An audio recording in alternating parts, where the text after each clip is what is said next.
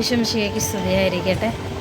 ഞാൻ 11ാം ക്ലാസ് പഠിക്കുമ്പോഴാണ് എനിക്കൊരു ഗോഡ് എക്സ്പീരിയൻസ് കിട്ടുകയും പരിശുദ്ധ അമ്മയോടുള്ള ഒരു അടുപ്പം എനിക്ക് ബിൽഡ് ചെയ്യാൻ പറ്റിയത് ആ സമയത്തായിരുന്നു. പേഴ്സണലായിട്ട് എനിക്കൊരു കൊന്ത മേടിച്ചു. ആ കൊന്ത ഞാൻ എവിടെ പോയാലും കൊണ്ടുപോകും. എൻ്റെ കയ്യിൽ കൊന്ത ഇല്ലാണ്ട് എന്നെ കാണാൻ പറ്റത്തില്ല. കൊന്ത എപ്പോഴും എൻ്റെ കയ്യിലുണ്ടാവും. ആ സമയത്താണ് എനിക്ക് കുറേ പേരെ വിളിച്ച് സംസാരിക്കുകയും അവരുടെ കാര്യങ്ങൾ കേൾക്കുകയും അവർക്ക് വേണ്ടി പ്രാർത്ഥിക്കുകയും എന്നെ സഹായിച്ചത് പരിശുദ്ധ അമ്മയായിരുന്നു. കാരണം ഞാനൊരു ഇൻട്രോവേർട്ടായിരുന്നു. ഞാനൊരു എക്സ്ട്രോവേർട്ടായിട്ട് മാറ്റിയത് പരിശുദ്ധ അമ്മയാണ്. അപ്പോൾ ഇങ്ങനെ കുറേ മാറ്റങ്ങൾ എൻ്റെ ജീവിതത്തിൽ സംഭവിക്കുമ്പോൾ എന്നെക്കൊണ്ട് ചെയ്യാൻ പറ്റത്തില്ല, എന്നെക്കൊണ്ട് താങ്ങത്തില്ല എന്നൊക്കെ വിചാരിച്ച കുറേ കാര്യങ്ങൾ പരിശുദ്ധ അമ്മ എന്നെ കൊണ്ട് ചെയ്യിപ്പിച്ചായിരുന്നു. ശരിക്കൊരു അമ്മയുടെ സ്ഥാനം പരിശുദ്ധ അമ്മ എൻ്റെ ജീവിതത്തിൽ എടുത്തിട്ടുണ്ടായിരുന്നു.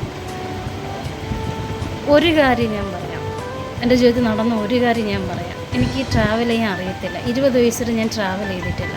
പക്ഷേ 21ാമത്തെ വയസ്സിൽ ഞാൻ ഈശോയ്ക്ക് വേണ്ടി യാത്ര തുടങ്ങി. ഇന്ന് വരെ ഞാൻ യാത്ര ചെയ്തുകൊണ്ടായിരിക്കുന്നത്. ഈ ഓരോ യാത്രകളിലും എനിക്കുണ്ടാകുന്ന ഓരോ കൺഫ്യൂഷൻസ്, എനിക്കുണ്ടാകുന്ന കുറേ എക്സ്പീരിയൻസൊക്കെ ഞാൻ പരിശുദ്ധ അമ്മയടുത്ത് ഷെയർ ചെയ്യുമായിരുന്നു. പരിശുദ്ധ അമ്മ അതിന് മറുപടിയും എനിക്ക് തരും. ഇങ്ങനെ ചെയ്യണം, ഇങ്ങനെ സംസാരിക്കണം എന്നൊക്കെ എന്നെ ഗൈഡ് ചെയ്തത് പരിശുദ്ധ അമ്മയായിരുന്നു. ഇതിനൊക്കെ എനിക്ക്